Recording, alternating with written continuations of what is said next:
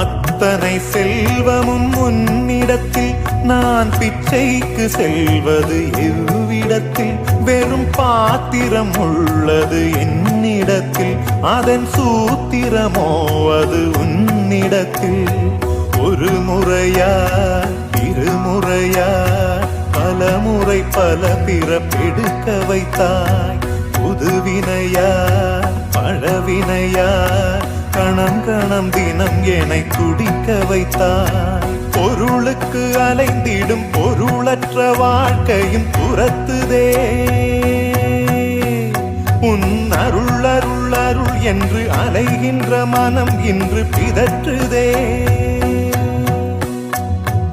அருள் விழியால் நோக்குவாய், மலர்பதத்தால் தாங்குவாய். உன் திருக்கரம் என்னை அரவணைத்துனதருள்